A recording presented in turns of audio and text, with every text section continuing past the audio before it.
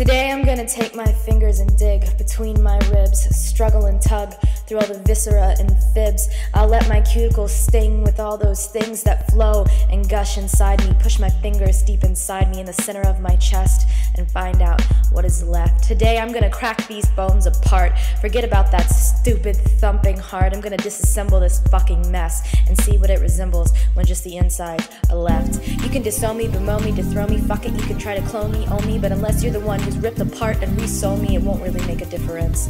Tiny dents in the Grand Canyon, lineaments rubbed into missing skin. You can scream, shriek, cry, and yell, but there's no point if you're just trying to tell me what you haven't shown me. It's like holding your ear up to hear a story told from a seashell. It's just air, there's nothing there, it's just as well. It's like buying me an icy pop cause I'm in hell, and this heat, something that cold and sweet, just burns, but in return, I know you meant well.